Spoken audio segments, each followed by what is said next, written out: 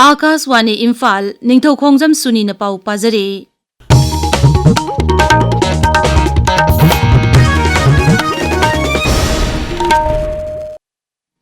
Lok Sabha na Manipur Goods and Services Tax Amendment Bill 2015 ngasi pass tawkre. Bill asina Manipur Goods and Services Tax Act 2013 makata na sebdok na pandam thamli. Seltum Mantri Nirmala Sitaraman hai Manipur da Rashtrapati Sasan Laibana Bill asina ordinance ki mahut sinkibani mangna hai bill asi pass tawdrabadi rajya sida GST semdok semjin tawduna chanahanbada awaba mayoknaragani. Masina rajya dugi seltum gi phibam dasu awaba mayoknaragani. Srimati Sitaraman hai Manipur GST Amendment Bill asi yamna maroiba bill amani masina GST ki council na ayaba piraba polam singdagi GST khongot pangam gadawribani. Rajya Sabha na su Manipur Appropriation Number 2 Bill 2015 ayaba pikre.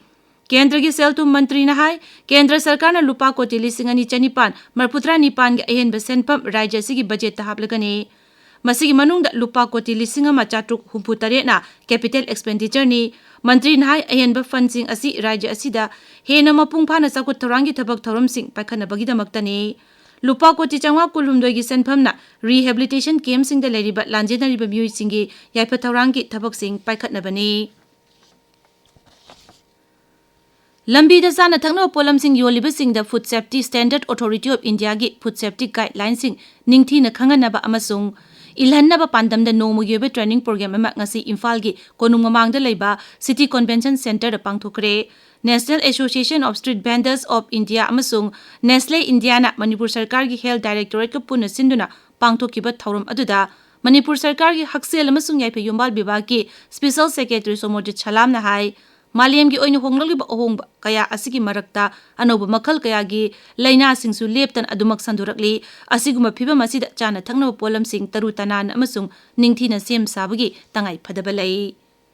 Sri Silas Kumar Chaurasia bu Manipur Chief Electoral Officer oina nauna thopuna ba Chief Secretary Punit Kumar Goyal na cherol ama thokre.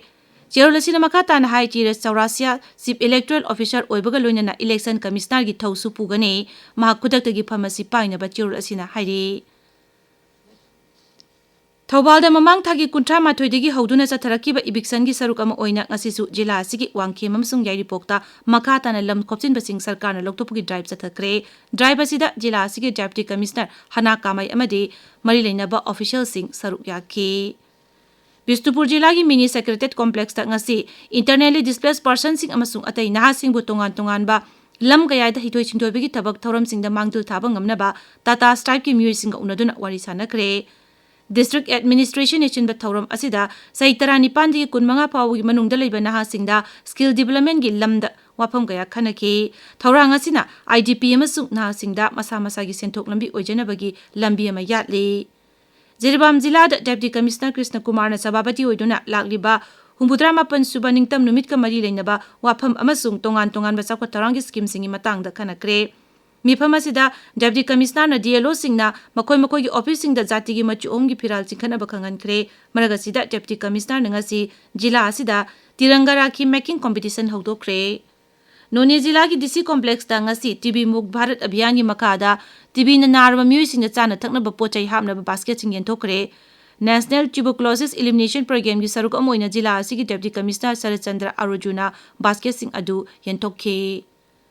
Sustainability, Inequality and Social Inclusion haibi hiram asida nomogi oiba international workshop ama ngasi Manipur University ta pangthokre. Manipur University Center for Study of Social Inclusion amasung Maharaja Buddhachandra College ka puna kusamna duna sinba thoram asida akhang ahi kayana wa ngangke. Women's Income Generation Center weeks ki kuntrama thushuba mapo kumon amasung numit chama kuni chupna chatharakpa cultural workshop losin bagi thoram ngasi Thobal gi weeks campus ta pangthokre. National Investigation Agency NIA na ngasi Haryana machani America da mi lalon bagi racket chalai bagi maral da phare makoina Bharat masa singbu lana lamjing duna namthak tawroga America da puduna lalon bagi thab asi chathabani. NIA na hai makoina puruba miyoi ama America da authority na phabadagi Bharat halalakre. NIA na makha tana racket asi chalai bada chenaba miyoi sing phanaba thibu humbagi thabak chathari. Pauloi jare.